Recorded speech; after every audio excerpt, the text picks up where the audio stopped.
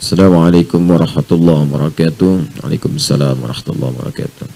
Ustadz, saya yakini apa yang terjadi saat ini pasti yang terbaik dari Allah. Ya memang, ya. Allah mustahil memberikan yang tidak baik, ya. Jadi semua yang baik-baik pasti dari Allah. Kalau ada yang kurang baik itu bersumber dari perilaku kita. Jelas ya? Jadi semua datang dari Allah baik. Hujan misalnya, kita lihat hujan nih. Hujannya sih baik dari Allah. Buka Quran surah ke-31 ayat 34. Innallaha indahu ilmus sa'ah wa yunazzilul ghaith.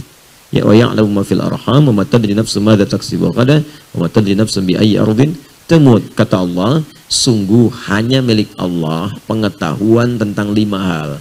Dan ini nggak akan pernah dibagi pengetahuan ini. Jangankan pada manusia, malaikat pun nggak tahu. Di antara makhluk yang paling dekat dengan Allah adalah seorang yang mulia, Nabi Muhammad sallallahu alaihi wasallam. Saking mulianya, tadi malam banyak saya uraikan, malaikat Jibril pun yang dekat dengan Allah nanya kepada Nabi tentang satu di antara 5 persoalan ini. Yang pertama tentang kiamat, sa'ah. Innallaha indahu ilmus sa'ah. Pengetahuan tentang waktu pasti terjadi kiamat. Di Quran tuh banyak, yaumul akhir ada, yaumul qiyamah, yaumuddin. Tapi ketika menunjuk waktu, diksinya berubah menjadi sa'ah. Sa'ah itu jam kalau bahasa sekarang. Jam itu kan ada menitnya, ada detiknya. Itu kata Allah, innallaha pakai inna, harfu nasbin wa taukidin, huruf penguat, penancap di dalam jiwa yang meyakinkan. Tansibul isma, yang menguatkan apa yang akan disampaikan dari nama atau informasi yang disebutkan. Wa tarfa'ul khabara, dan mengangkat peristiwa untuk diketahui kemudian oleh kita hukumnya. Ya, mabniun 'alal fathi la mahalla lahu minal i'rabi. Ya, didasarkan pada fathah, pembuka, diketahui, dibuka supaya paham kita. Ya. Jadi innallaha, sungguh aku yakinkan kata Allah. Tanamkan keyakinan ini pada jiwamu. Demikian cara menerjemahkan ini ilmu nahwu. Tanamkan keyakinan pada jiwamu. Jangan pernah ragu kata Allah. Indahu ilmus sa'ah, hanya milik Allah pertama pengetahuan tentang kiamat. Kapan terjadi kiamat? Waktunya, jamnya, menitnya. Nggak ada yang tahu. Ya, saking nggak ada yang tahu ya pun, malaikat pun yang paling dekat dengan Allah, malaikat Jibril, sampai disebut dengan Ruhul Amin, ya itu nggak tahu terjadinya, tapi uniknya nanya pada Nabi Muhammad. Tuh, jadi kemuliaan Nabi Muhammad sampai malaikat turun nanya sama Nabi. Itu diabadikan di hadis Muslim, nomor hadis yang ke-8. Lalu kemudian disampaikan kembali, dinukil oleh Al-Imam An-Nawawi dalam kitabnya Al-Arba'in itu, ya dari 42 hadis, nomor hadis yang kedua. Ya, tentang hadis Islam, iman dan ihsan itu. Ya, dan kalau kita bacakan cukup panjang. Ya, an Abi Hafs Umar bin Khattab radhiyallahu taala anhu qala bainama nahnu julusun inda Rasulillah sallallahu alaihi wasallam ittala alaina rajulun shadidu bayadi thiyabi shadidu sawadi sa'ri la yura alaihi atharu safari wa la ya'rifu minna ahadun fajalasa ila an-nabi sallallahu alaihi wasallam. Ya, kemudian apa? Fa asada rukbatayhi ila rukbatayhi wa dhaka fa ila fakhidhihi fa qala ya Muhammadun akhbirni anil Islam. Faqala Rasulullah sallallahu alaihi wasallam, al-Islam an tashhadu an la ilaha illallah wa anna Muhammadar Rasulullah wa tuqima as-shalah wa tu'ti az-zakata wa tusuma ramadhana wa tusuma ramadan tahujjal baita in istata'a ila sabila. Qala sadaqta. Ya, fa wajibna yas'aluhu fa yusaddiquhu. Fa akhbirna 'anil iman, fa akhbirna 'anil ihsan. Terakhir kemudian bertanya tentang kiamat. Ya, datang seorang laki-laki kepada Nabi sallallahu alaihi wasallam. Ya, tiba-tiba orang ini tidak kelihatan dari mana datangnya. Bagus putih bajunya, tersisir rapi rambutnya. Datang kepada Nabi, tiba-tiba mengambil saf terdepan sampai lututnya berhadapan dengan lutut Nabi SAW. Nah, ini adab dalam menuntut ilmu. Malaikat Jibril menyamar jadi seorang penuntut ilmu, datang kepada Nabi di antara halaqah Nabi SAW. Kalau mau datang kepada majlis ilmu, pakai pakaian yang bagus. Malaikat nyamar mau datang ke majlis ilmu, datang pakai baju yang bagus. Anda malaikat bukan datang majlis ilmu pakai kaos oblong. Ya, datang yang bagus, pakai yang baik. Kemudian datang ambil saf paling depan. Saf paling depan itu fokusnya tinggi, mic-nya mati, kedengaran tetap. Fokus tinggi. Ya, mau ngantuk tahan-tahan, saf depan. Ya, ya. Mau bikin status susah, mau selfie malu, dia. Kalau Anda ngambil posisi yang strategis hanya untuk urusan dunianya, memang dapat juga, cuman fokusnya nggak akan maksimal. Ya, posisi terbaik nih dekat tembok. Nah, kena kipas angin, plek tidur aja kan. Aduh, selesai doa, sarapan pulang. Baik, datang. Kemudian bertanya pada Nabi tentang perkara Islam, iman, ihsan. Setelah itu nanya mata sa'ah. Sa'ah kalimatnya. Kapan waktu tepatnya terjadi kiamat? Nanya. Kata Nabi, mal mas'ulu anha bi'alama minas sa'il. Yang ditanya tidak lebih tahu daripada yang bertanya. Anda kan lebih dekat dengan Allah. Tanya saya, kan?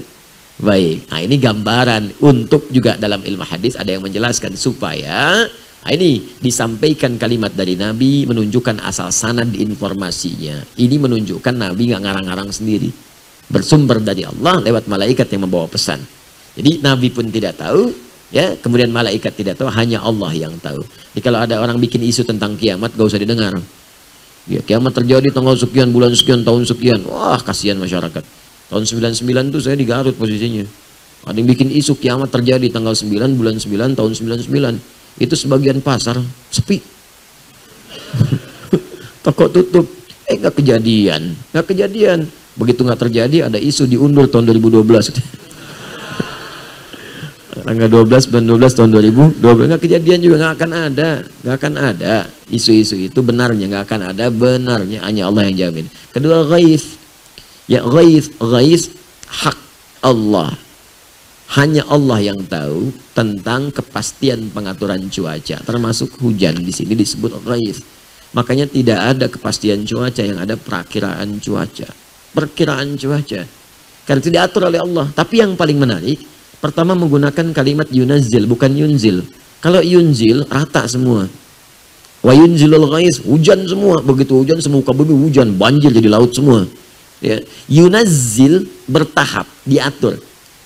Ya, makanya unik hujan itu, Masya Allah. Sebelah sini hujan, sananya enggak.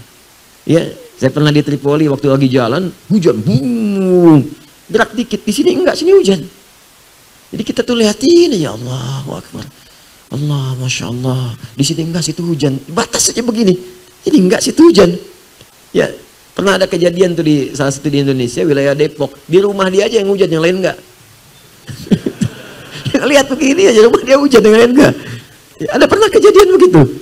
Ya, kemudian ada yang rintik-rintik, ada yang deras, ya, ada yang biasa-biasa. Tapi menggunakan ghaith. Ghaith itu segala yang mengandung manfaat.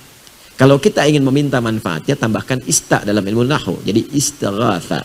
Sifat yang disebut istighathah. Istighathah itu minta berbagai manfaat, kemuliaan-kemuliaan. Asalnya ghaith. Jadi kata Allah, saat saya turunkan dari langit, saya bukan turunkan banjir. Saya nggak turunkan kemudian bencana, bukan yang saya turunkan air. Airnya jernih, bagus. Kalau jadi banjir, ulah tangan manusia. Karena dia tidak mengatur salurannya dengan baik. Ada yang menghambat, ada yang macam-macam. Saluran air dibikin bangunan-bangunan. Saluran air ditutup. Ya, air apa salahnya? Ya, air itu kan cuma turun, menempati posisinya. Mengalir dari tempat yang tinggi ke tempat yang rendah. Mengisi itu, memberikan kesuburan tanah, kering subur.